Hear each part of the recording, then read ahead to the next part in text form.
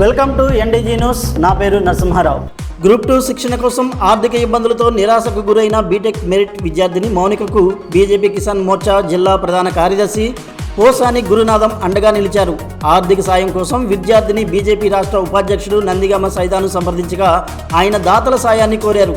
దీనిపై తక్షణమే స్పందించిన గురునాథం మౌనిక ఉన్నత చదువుల కోసం కావాల్సిన 25,000 రూపాయల ఆర్థిక సహాయాన్ని నందిగామ సైదా చేతుల మీదుగా అందజేసి పెద్ద మనసు చాటుకున్నారు. నా పేరు ఎస్కే సైదా, బీజేపీ రాష్ట్ర ఉపాధ్యక్షుడిని. కమ్మరిపాలెం గ్రామానికి చెందిన మౌలిక అనే బీటెక్ స్టూడెంటు ఆర్థిక పరిస్థితిలో ఉండటం వల్ల ఆమెకు ఆర్థిక సహాయం చేయమని మన భారతీయ జనతా పార్టీ కిసాన్ మోర్చా ప్రధాన కార్యదర్శి అయిన గురునాథం గారిని రిక్వెస్ట్ చేయగా వారు దయతో 25,000 రూపాయలు ఆమె పాపకి ఆర్థిక సహాయం అందించారు. అయితే ఆ పాప బీటెక్లో మెరిట్లో పాస్ అయింది. ఇప్పుడు గ్రూప్ 2 ఎగ్జామ్కి వెళ్ళాలి, కోచింగ్ తీసుకోవాలనే ఉద్దేశంతో ఆమెకి ఆమె ఉర్రు తొలగుతుంది. కానీ పాపం ఆర్థిక పరిస్థితి లేనందువల్ల మరి నాకు ఫోన్ చేసి, సైదా అంకుల్ నాకు ఆర్థిక పరిస్థితి లేదు, నేనైతే గ్రూప్ 2 చేయాలనే ఉద్దేశం ఉంది, మంచి ఉద్యోగం సంపాదించి మంచిగా ఉండాలని, పేదలకు సహాయం చేయడానికి కోరిక నాకు ఉంది, కాబట్టి ఏదన్నా సహాయం చేయమంటే నేను మన భారతీయ జనతా పార్టీ బీజేపీ కిసాన్ మోర్చా ప్రధాన కార్యదర్శి అయిన గురునాథం గారిని ఇలా పాప ఇలా చెప్తుందండి, రిక్వెస్ట్ చేస్తుంది, ఏం చేద్దామంటే ఆయన వెంటనే స్పందించి 25,000 రూపాయల ఆర్థిక సహాయం అందించారు ఆ పాపకి, మౌలికకి. మరి మౌలిక నేను మన కిసాన్ మోర్చా ప్రధాన కార్యదర్శి అయిన గురునాథం గారికి భగవంతుడు వారికి ఆరోగ్య ఐశ్వర్యాలు ఇవ్వాలని, పాప పిల్లలతో 100 సంవత్సరాలు చల్లగా ఉండాలని ఆ భగవంతుని నేను మౌలిక ఇద్దరు ప్రార్థిస్తున్నాను. వత్సవాయి మండలం అల్లూరుపాడు గ్రామంలో ప్రభుత్వం ప్రతిష్టాత్మకంగా చేపట్టిన రీసర్వే ప్రక్రియపై నిర్వహించిన గ్రామ సభకు జగ్గేపేట ఎమ్మెల్యే శ్రీరామ్ రాజగోపాల్ తాతయ్య ముఖ్య అతిథిగా హాజరయ్యారు. అల్లూరుపాడు ఇనాం గ్రామంగా ఉన్నందున భూముల ధృవీకరణను పారదర్శకంగా నిర్వహించి సాగులో ఉన్న రైతులకు చట్టబద్ధంగా పట్టాలు అందిస్తామని ఎమ్మెల్యే హామీ ఇచ్చారు. ఈ సర్వే ప్రక్రియకు రైతులు పూర్తి సహకారం అందించి తమ భూముల వివరాలను సక్రమంగా నమోదు చేయించుకోవాలని తహసీల్దార్ వెంకటేశ్వర కోరారు. మీ దగ్గర ఆధారం ఏంటి కూడా మొత్తం కూడా సర్వే చేసి ఇది కూడా ట్రీట్మెంట్ చేయడం జరుగుతుంది.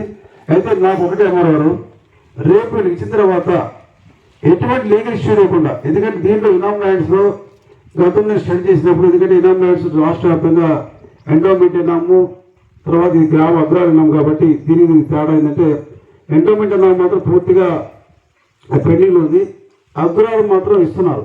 అయితే దీంట్లో కొంత ఎవరైతే పట్టాదాడు ఉన్నాడో వీళ్ళు ఎంజాయ్మెంట్ వాడు అంటే కొనుక్కొని ఉంచారు, కానీ ఎంజాయ్మెంట్ ఏంటంటే పట్టాదాడు వెళ్ళిపోయింది. వాళ్ళు ఏ విధంగా జరిగింది భవిష్యత్తులో మళ్ళా పిల్లల నందిగామ నియోజకవర్గంలో కూటమి ప్రభుత్వ అవినీతి వేధింపుల కారణంగానే సొంత పార్టీ నాయకులు ప్రజలు ఆత్మహత్యలకు పాల్పడే దుస్థితి ఏర్పడిందని మాజీ ఎమ్మెల్యే డాక్టర్ మొండితొక్క జగన్మోహన్ రావు ఆరోపించారు. నందిగామ పార్టీ కార్యాలయంలో మాట్లాడిన ఆయన 2 దశాబ్దాలుగా టీడీపీకి సేవ చేసిన బీసీ నేత తోటకూర సూర్యనారాయణ ఎమ్మెల్యే కార్యాలయంలోనే ఒంటిపై పెట్రోల్ పోసుకొని ఆత్మహత్యాయత్నానికి పాల్పడడం దారుణమన్నారు. చంద్రలపాడులో ఉపాధి హామీ మహిళ ఆత్మహత్యకు కారణమైన పచ్చనేతల అరాచకాలపై ప్రభుత్వం సమాధానం చెప్పాలని డిమాండ్ చేశారు. అంతా గమనించింది. ఐటీడీపీకి కార్యదర్శిగా పనిచేసినటువంటి మణిరత్నం అనే వ్యక్తి నూజివీడు కాన్స్టిట్యున్సీకి సంబంధించి తెలుగుదేశం పార్టీ కృషికి గెలుపుకి ఎంతో కృషి చేసినటువంటి వ్యక్తి పార్టీలో జరుగుతున్నటువంటి అవినీతి పట్ల, అవాంఛనీయ సంఘటనల పట్ల, పరిస్థితుల పట్ల అతను రియాక్ట్ అయితే అతన్ని గుర్తు తెలియని వాహనం గుర్తడమే కాదు, రాడ్లతో కొట్టడమే కాదు, అతని పైనుంచి కారుని ఎక్కించి వెళ్ళిపోయింది. ప్రజలంతా రాగానే పారిపోయి వెళ్ళిపోయారు. ఇదే పరిస్థితి ఈవేళ నందిగామ కాన్స్టిట్యున్సీలో కూడా ఆ మణిరత్నం అనే అతను ఒక షెడ్యూల్ కులాలకు చెందిన వ్యక్తి. ఈవేళ ఇక్కడ నందిగామలో గత 2-3 దశాబ్దాలుగా ఎంతో క్రమశిక్షణతో నిబద్ధతతో కక్ష రాజకీయాలకి ఏమాత్రం తావు లేకుండా తన పార్టీకి మొక్కబోని దీక్షతో ఎంతో శ్రమించినటువంటి తోటకూర సూర్యనారాయణ, డివిఆర్ కాలనీకి చెందినటువంటి నాయకుడు. ఇతని గురించి అడిగితే ఎవరైనా చెప్తారు. ఆ వ్యక్తి ఈవేళ ఎమ్మెల్యే ఆఫీసు దగ్గర ఎమ్మెల్యే సమక్షంలో ఆత్మహత్యకు పాల్పడ్డాడు. అధికార దాహానికి, అవినీతికి ఎవరు అడ్డు వచ్చినా సరే, పాము కనుక తన పిల్లల్ని తానే తిన్నట్టు ఎవరు అడ్డం వచ్చినా సరే ఉపేక్షించేది లేదు. ఎవరినైనా మేము తొక్కి ముందుకెళ్ళిపోతాం అనే ధోరణిలోనే. ఇది ఇంతకుముందు కూడా గమనించాం మనం. విపరీతలపాడుకు సంబంధించిన ఒక మహిళ ఎంతో దైన్యంతో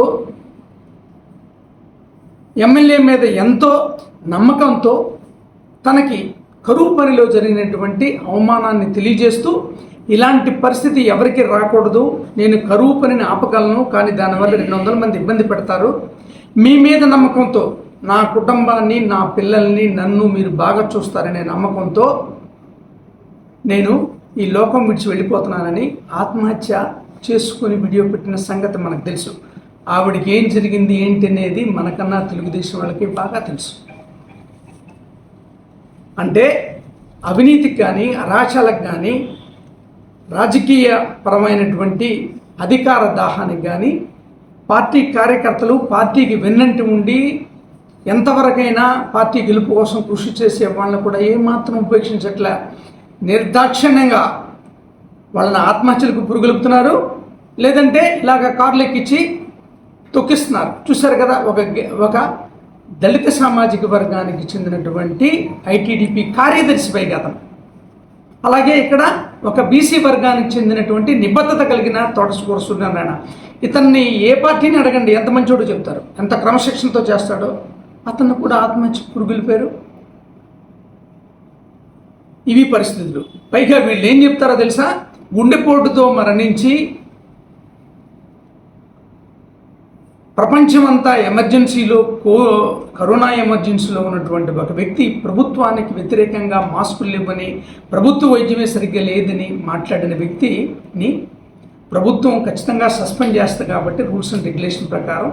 ఆ తర్వాత అతను సస్పెండ్ చేసిన తర్వాత అతన్ని ప్రభుత్వాన్ని వేడుకున్నాడు కూడా, నన్ను తీసుకోమని కూడా రూల్స్ ప్రకారం చేశారు. కానీ ఇతను అదుపు తప్పి మతిస్థిమితం లేకుండా హైవే మీద తాగుతూ నానా యాగి చేసినటువంటి డాక్టర్ సుధాకర్ని వైఎస్ఆర్ కాంగ్రెస్ పార్టీ చంపేసిందని చెప్తారు వీళ్ళు. అంటే అతనికి హార్ట్ అటాక్కి కారణం మేమే, అతని మతిస్థిమితానికి లేకపోవడానికి కూడా కారణం మేమే. విచిత్రం ఏంటి తెలుసా, ఇతని తరపున ఏ ఒక్క డాక్టర్ మాట్లాడలేదు ఈ స్టేట్లో. ఒక ఎమర్జెన్సీ టైంలో ఒక డాక్టర్ ఏం చేయాలో అది చేయకుండా అదుపు తప్పి మాట్లాడడమే కాకుండా మతిస్థిమితం తప్పి మాట్లాడినటువంటి వ్యక్తిని మీద ఇప్పుడు హోమ్ మినిస్టర్గా ఉన్న వాళ్ళు కంప్లైంట్ ఇస్తే సిబిఐ కూడా, కోర్టు కూడా సిబిఐ డైరెక్షన్స్ ఇచ్చింది. అప్పుడు సిబిఐ కూడా ఏం చెప్పింది, అతని మీద యాక్షన్ తీసుకోమని చెప్పింది. అతని మీద చేసుకున్నట్టు పోలీసులు అప్పటికే సస్పెండ్ చేశారు. ఇప్పుడు కూడా దాన్ని వాళ్ళు దళిత డాక్టర్నే చెప్తారు. మరి ఇవన్నీ ఏంటి అసలు? ప్రభుత్వానికి వ్యతిరేక కార్యకలాపాలు చేస్తూ ఒక ఎమర్జెన్సీ పీరియడ్లో ప్రభుత్వం మీద, ప్రభుత్వ వైద్యం మీద నమ్మకం తీసుకురావాల్సిన వైద్యుడు చేసినప్పుడు సస్పెండ్ చేయడం సహజం. అతని మానసిక పరిస్థితి లేదు కాబట్టి అతనే తాగి, అతనే నానా యాగి చేసి కోవిడ్ ఉల్లంఘనల్ని మొత్తాన్ని నియమాలన్నింటినీ ఉల్లంఘించి పోలీసులు అరెస్ట్ చేస్తే తప్ప అవ్వలేదు. అతన్ని హాస్పిటల్కి చేర్చి తర్వాత ఏం చేశారో అంతా తెలుసు. దాన్ని కూడా ఇప్పుడు ఉపయోగిస్తారు. వీటి మీద మీరు ఏం మాట్లాడతారు? ఒక దళిత ఐటీడీపీ కార్యదర్శి మీద దాడి చేసి కారు ఎక్కించారు.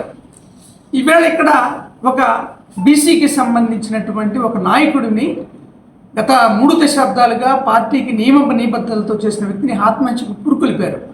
ఒకళ్ళు అసలు ఆత్మహత్య చేసుకుంటూ మా కుటుంబాన్ని కాపాడమన్నారు. దీనికి పార్టీ ఏం సమాధానం చెప్తుంది? అసలు తెలుగుదేశం పార్టీకి నందిగామలో ఈ అరాచక శక్తులు, ఈ అరాచక పాలన, ఈ అసమర్థ పాలన, ఈ అవినీతి పాలన తెలుసా లేదా? ఎందుకంటే ఇప్పటికే పత్రికలు ఘోషిస్తున్నాయి. మళ్ళా సాక్షి కాదు, ఆంధ్రజ్యోతి, ఈనాడు లాంటి పత్రికలే జరుగుతున్న అవినీతి పట్ల వెలుగెత్తి చాటుతున్నాయి. అసలు తెలుగుదేశం పార్టీకి ఇక్కడ ఏం జరుగుతుందో తెలుసా? షాడో ఎమ్మెల్యే ఏం చేస్తున్నాడు, అసమర్థురాలైన ఎమ్మెల్యే ఏం చేస్తుంది, లేకపోతే దీనికి కారణమైనటువంటి వాళ్ళు ఏం చేస్తున్నారు పార్టీకి తెలుసు అసలు ఇది? ఖచ్చితంగా దీన్ని వైఎస్ఆర్ కాంగ్రెస్ పార్టీ ఖండిస్తుంది. దీనికి తగిన మూల్యం చెల్లించుకోవాల్సి వస్తుంది ఆ పార్టీ తప్పకుండా. గుడివాడలో శనివారం జరిగిన ముఖ్యమంత్రి చంద్రబాబు నాయుడు బహిరంగ సభలో ఒక అపూర్వ సంఘటన చోటు చేసుకుంది. స్థానిక టీడీపీ నేత యలవర్తి శ్రీనివాస్ కోడలు డాక్టర్ పవన్ భార్య నవ్యాంధ్ర రాజధాని అమరావతి నిర్మాణానికి మద్దతుగా తన చేతికి ఉన్న 2 బంగారు గాజులను సభా వేదికపైనే సీఎం చంద్రబాబుకు విరాళంగా అందజేశారు. అలాగే పవన్ చిన్న కుమారుడు సైతం తను దాచుకున్న కిడ్నీ బ్యాంకు డబ్బులను రాజధాని నిధికి అందజేయడంతో సభకు విచ్చేసిన ప్రజలందరూ వారి ఉదారతను ఎంతగానో అభినందించారు.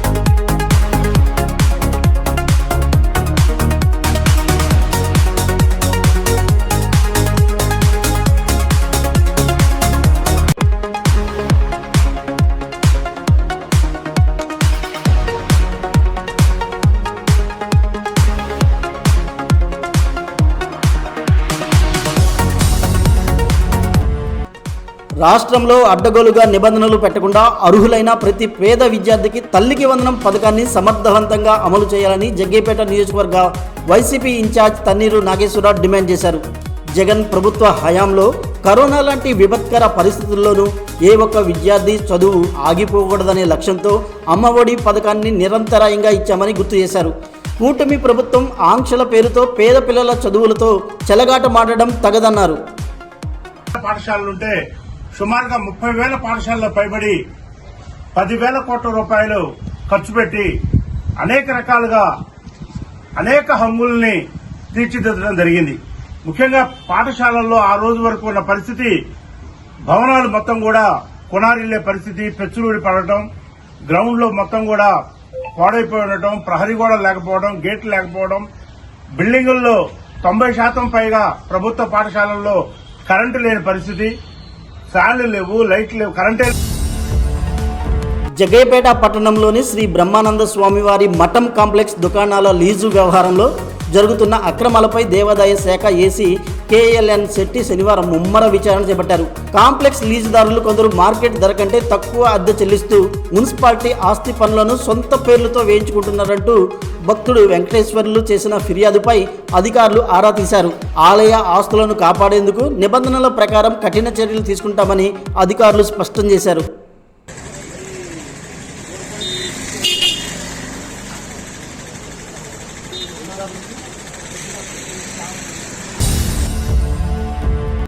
జగ్గయ్యపేట కూరగాయల మార్కెట్ పరిసరాల్లో వాహనాల రాకపోకలకు తీవ్ర అంతరాయం కలిగిస్తున్న అనధికార ఆక్రమణలను పురపాలక సంఘం అధికారులు శనివారం ఉదయం ముమ్మరంగా తొలగించారు.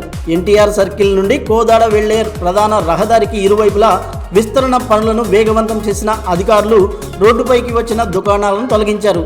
ఈ ఆక్రమణల తొలగింపు చర్యలతో పట్టణంలో ఎన్నో ఏళ్లుగా వేధిస్తున్న ట్రాఫిక్ సమస్యలకు శాశ్వత పరిష్కారం దొరుకుతుందని అధికారులు వెల్లడించారు.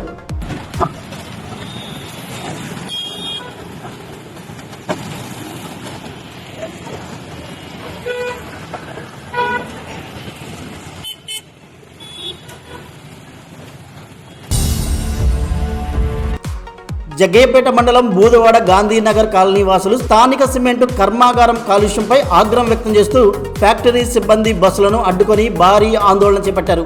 సదరు కర్మాగార యాజమాన్యం ప్రతిరోజు అర్ధరాత్రి వేళల్లో ప్రమాదకరమైన సిమెంటు డస్ట్ను గాల్లోకి వదులుతూ చుట్టుపక్కల ప్రజల ఆరోగ్యాలతో చెలగాటమాడుతుందని స్థానికులు మండిపడుతున్నారు. తక్షణమే కాలుష్య నియంత్రణ చర్యలు చేపట్టకపోతే ఫ్యాక్టరీని ముట్టడిస్తామని గ్రామస్తులు ఆగ్రహం వ్యక్తం చేస్తున్నారు.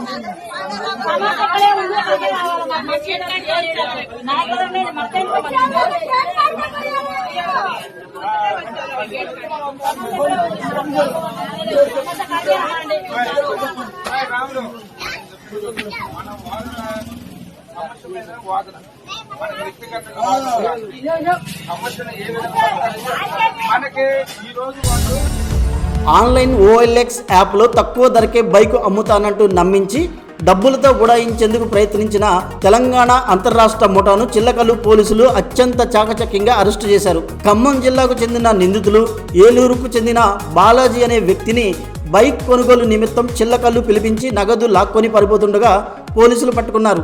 నిందితుల నుంచి కారు, నగదు స్వాధీనం చేసుకున్నట్టు నందిగామ ఏసీపీ శ్రీనివాసరావు మీడియాకు వెల్లడించారు. రేపటి NDG న్యూస్తో కలుద్దాం. నమస్కారం. మన బంగారం కావాలి అనే ఆస్తులన్నీ తాకట్టు